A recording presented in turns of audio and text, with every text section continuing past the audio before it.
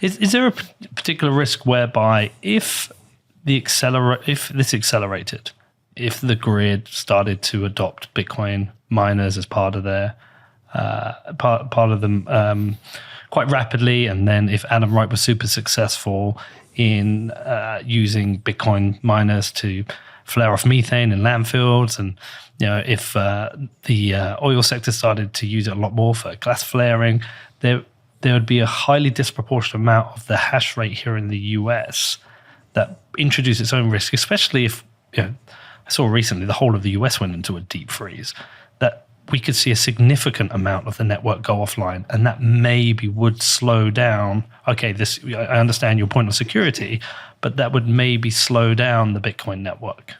I don't think slowing down would be a concern. But it is, because what happens is when a particular amount of hash rate goes offline, the finding of new blocks is slower and can be significantly slower. But if we look at, say, the China ban, that was an unbelievable traumatic event where almost half the hash rate tripped offline. Blocks weren't terribly slow. You know what I mean? We didn't have a problem of congestion. I expected it. I thought, oh my God, block space is going to be scarce and we're going to have a problem here. I don't remember what the block times were, but it was 16-minute block time instead of 10. Okay. Until, you know what I mean? Big correct? Deal. Yeah. Okay. Fair. So I wasn't, but it does pose a security risk, obviously, and a risk, vulnerability to regulatory capture. I mean, if the Treasury Department wants to enforce, let's say, miners in the U.S. with an executive order, sorry, you can't process transactions that come from this address, that's touched North Korea. If we have enough concentration of hash rate in the U.S. and setting aside issues of federalism and legal issues, right, then that's a vulnerability and that's an attack vector. So is there essentially a 51% geographic attack? Well, I would think of it in terms of a nation state attack, right? Because it's a legal attack. And so it's, if there's mining in Alaska and Hawaii, which there's not going to be because it's super expensive power, but it would apply there just as well. And it would apply to US allies that are close enough that we can lean on them as well. So the question is, as a Bitcoiner, I don't want hash rate that's US controllable coming to 51%. And it's hard to say what that is because geopolitically that's going to be shifting all the time. Yeah. Right. But that's why there's this little part of me that when mining flares up in some area that the US has no control over because they're at odds, I'm like, okay, that's kind of good. Well, that's a problem with the concentration of Bitcoin activity in the US, which it is. I mean, we come out here to make our show because this is where the majority of the activity is and conversations are. And that's not to say it's entirely here. And, we have done sprints in Europe. We're planning to go down to Africa and do a sprint. I've been out to South America. It's not to say there isn't elsewhere, but there is a deep concentration of activity, interest happening here in the US. So perhaps, Troy, you need to be going on a world tour and I think selling this. I look at this chart. I mean, a couple of reactions I have to it. First of all, what you said about Bitcoin stabilizing price, exactly right. And if you think in your head, Bitcoin's a huge industry, it's not. It's like $5 billion in annual revenue. But if it were huge, what would happen? Well, we would fill up that red side and we'd push those prices up just a little bit, right, on the bottom end, and stabilize these prices. And the same goes worldwide, right? If all mining starts pouring into the U.S., guess what? We've got cheap power elsewhere in the world. Mm-hmm. There's super cheap power in Morocco. There's super cheap power in Northern Africa. That's what Europe is trying to tap into with super long distance transmission, because you can generate solar for 1.5 cents a kilowatt hour in North Africa. Australia has a lot of cheap power, right? So this is the US version. Mm-hmm. There's a global version of this chart. And I want to kind of back up to the FUD. I think the FUD or some of the FUD around energy is coming from a misplaced heuristic in how we think about conservation. Think about power as a scarce good. Like in that storm, it was scarce. In general, we're having an energy crisis in Europe. Yep. Power is scarce. The simple heuristic that we come up with, the rule of thumb, and maybe in the US it's a carryover from Puritanism or whatever. It's like waste not, want not. Don't waste a precious resource. And it's easy to think in those simplistic terms. And you just see that. You see that on Twitter, even from energy people. Like Bitcoin's using a precious resource. It's using a scarce resource. This is the last thing we need to be doing in an energy crisis. I hear that a lot, right? When you look at this chart and you think about it extended over the world, and you also think about it extended over times of day, right? Because Bitcoin is also, or because electricity is also more expensive at some times rather than others in the day, you have a kind of 3D heat map, time and space of price. And there's radical discrepancies across that. And that you realize that what Bitcoin's going to do is kind of even that up. Electricity is not scarce. It's not like a commodity like other commodities that are scarce, like water in a drought, where if you don't use it, you're saving it for some other use.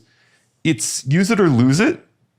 And it is radically scarce and radically abundant at different places and times. And so your simple heuristic of don't use a precious resource, waste not, want not, doesn't apply to electricity.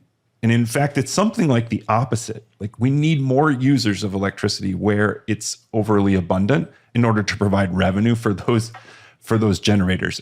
And the updated version of the don't waste precious resources heuristic that we need to embrace is don't waste precious resources where and when they're scarce.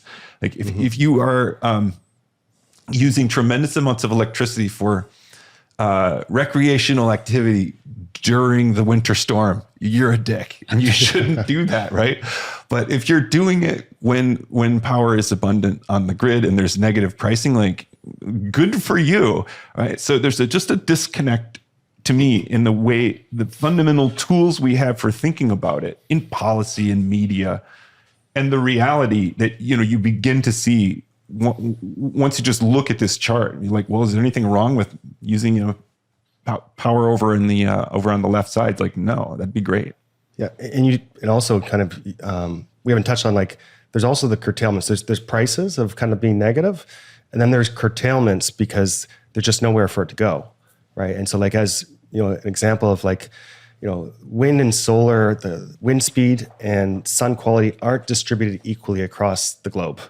There's some really great spots where there's this perpetual resource that you can tap into, and you put a panel in that location, it's going to produce more power than if you put a panel somewhere else, right? And so, like, in West Texas is like there's some areas where there's a really amazing sun quality in West Texas, but it's amazing for anybody that puts a panel there, right? And so there's been a lot of build out of solar in the past few years, and I think the number is something up to check for sure, but it's something about 10% or 15% of all the solar this year was curtailed, right? Just because you couldn't put it out into the grid, there was nowhere for it to go, so it was spilled. So that kind of back again is like, is the best option to waste it, or is the best option to put it to some type of use, right? And to kind of also create this price floor that can be put there. So yeah, just I think a point that is not really well understood, and it's just like that, curtailments are very real, and those curtailments are not happening in areas where there's not a lot of wind and solar, right? They're happening specifically in those areas where there's a ton of the resource, but just not enough demand at that time in that location.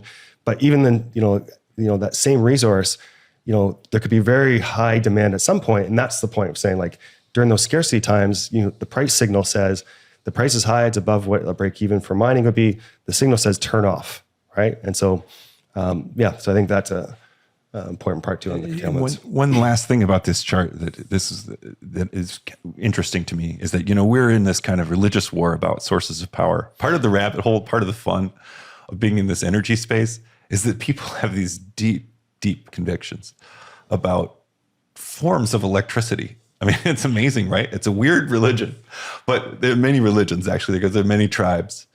But Shaun is showing, in a way, these incentives that don't care about your religion. Yep. It's like, where is power cheapest? That's where Bitcoin mining is going to go. Well, it's where there's wind. It's the Great Plains. It's strip up and down the U.S. Of course, these are 20-year power forwards. Who knows how accurate these predictions are? And we could have technological breakthroughs that change it.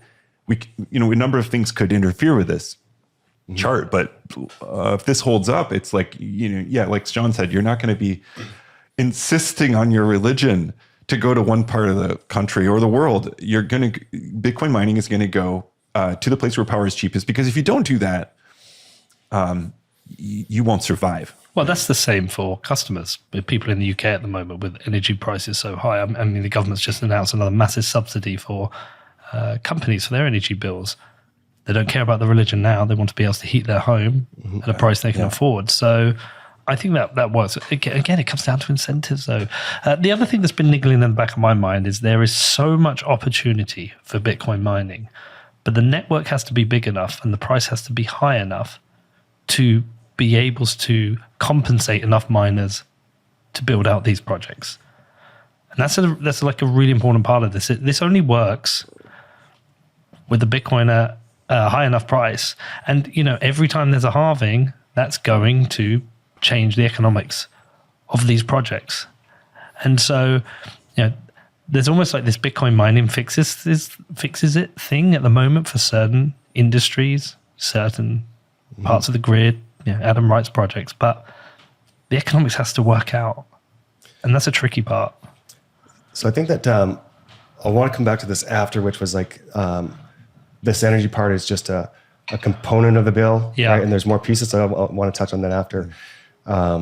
Sorry, what was your question? Well, so the Bitcoin network distributes, what is it? Is it 800 Bitcoin a day or is it 900 now? 900 now. It's about a $5 billion annual industry. Yeah. So it can support $5 billion of activity, let's say. Right. If the price doesn't go up in the next halving, it can support $2.5 billion. Yeah. So the network needs to continue to grow and continue to be able to distribute revenue to the miners. And so I don't know, like with all the projects that everyone wants to do, I don't know if it needs a $10 billion network or a $20 billion network in terms of miner revenues. And that's an important piece of work that needs to be done. So I think the projects are more economic now than they were a year ago. Yeah. Right. And, the math would work out that if, and it's because machine costs have come down so much. So when I was here last time on the show, I think the S19 miner was about $100 a terahash. And so to buy 1 megawatt of S19 miners was about $3.5 million just for 1 megawatt of miners. And so if you were to take those and say, okay, my CapEx spend on this is 3.5 million, and I need to recover my CapEx. And so say you take the project as 4 years, right? And you're gonna be running every single hour. So 8,760 hours times 4 years. What you need to do is you need to recover $100 per megawatt just to cover your CapEx spend on your machines. And then you need to make your profits on like what was the actual value of the mining versus kind of the power price. So we're now in this new environment where the machine costs are not $100 per terahash, they are somewhere around 10, right? And so that $10 a terahash means that $3.5 million is now only $350,000, right? And so now if you think about like amortizing that on the life of project, is instead of needing to get $100 every hour, right, you only need to get 10, right? So going back to that, $3.5 million, if you had 50% uptime with a $3.5 million spend, you need to get an extra $200, right? And so now you come to this environment that says, well, it's $350,000. You need to get $10. That's no problem, right? 50% uptime. Okay, now I need 20. That's no problem, right? And so now what's really unique is just with this hardware costs, a ton of these projects are penciling out in the current economics, because if you find an area with like low cost energy and you're really, optimizing for kind of your power usage and doing a whole bunch of strategies with low cost power, is like you're doing better now in this environment with the new cost machines that you were a year ago, right? But each halving still puts pressure on the economics if the price itself hasn't doubled. Yeah. And to push back on that is that like, so the Bitcoin mining break even is approximately $85 right now. So call it 80. If we doubled the amount of hash rate on the network, that means that the break even would be 40. And then the global procurement of hashes, where power needs to go to the lowest cost areas with efficient machines, are going to find new crevices, right? And they're going to have lower uptime, but they're going to find the cheapest power on the planet, right? So nothing changes. You just doubled your hash rate, and you can make this $40 environment work. But you got to find new spots to make that happen. So I'm tying into that the halving, right? It's just like in the halving, the economics change. Well, like these projects can still pencil out if like the hardware is a different type of cost environment, but it comes down to like finding these kind of low cost powers and still make them work.